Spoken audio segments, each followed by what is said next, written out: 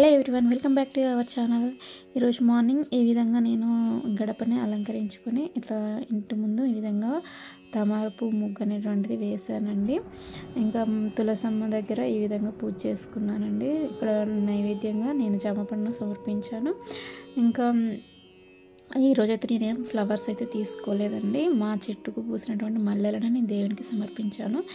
ఈరోజు ఏంటంటే మన పూజలో ఏ పువ్వులైతే చాలా శ్రేష్టమైనవి అనేటువంటి విషయాన్ని నేను చెప్తున్నానండి.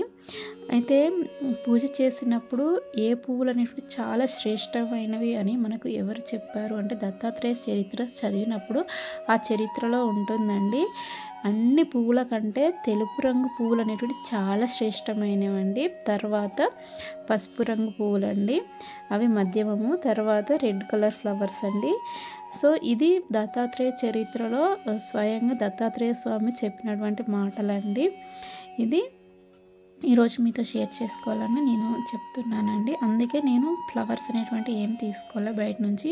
మా చెట్టుకు పూసిన మల్లెలనే ఇక్కడ నేను భగవంతుడికి సమర్పించానండి. ఇంకా ఇది వైభవలక్ష్మి పుస్తకం అండి. ఈ పుస్తకం నాకు పైన మా ఓనర్ వాళ్ళు మొన్న వైభవలక్ష్మి వ్రతం చేసుకున్నారు. సో ఆ రోజు నాకు ఇచ్చారండి. ఇంకా నేను పూజ రూమ్లో ఈ విధంగా పెట్టానండి. నాకు ఇలా పెట్టినప్పుడు చాలా బాగా అనిపించిందండి. తీసి మళ్ళీ నేను బుక్స్ ఉన్నాయి కదా నాకు అక్కడ పెట్టాను. నాకు ఎందుకో మంచిగా అనిపించలేదు. మళ్ళీ తీసి నేను అక్కడ పెట్టానండి. చాలా బాగా అనిపించింది. నేను ఈ గురు చరిత్ర కూడా పారాయణం చేశానండి. ఇంకా నా దగ్గర నేను 108 దివ్యదేశాల యొక్క పుస్తకం కూడా ఉంది అండి. అది కూడా నేను ఒకసారి చూపిస్తాను. మొన్న మేము అనుకోకుండా కార్తీక పౌర్ణమి ముందు రోజు మేము అది దివ్యదేశాల దర్శనం అనేటువంటిది చేసుకున్నామండి. అదొక అద్భుతం. మా లైఫ్లో ఫస్ట్ టైం అండి. కార్తీక పౌర్ణమి గడియలలో మేము అక్కడికి వెళ్ళి దర్శనం చేసుకున్నాం కదా, అది ఒక మిరాకిల్గానే చెప్పాలి. అది ఎలా జరిగింది, ఎందుకు మేము దర్శనం చేసుకోగలిగాం అనేది కూడా నేను ఇంకొక వీడియోలో చెప్తానండి మీకు.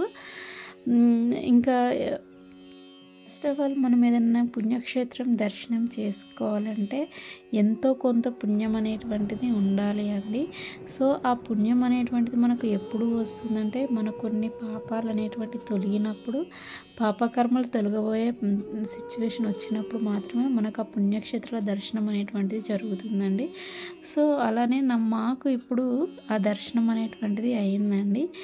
ఆ బుక్ కూడా మీకు ఒకసారి నేను చూపిస్తాను.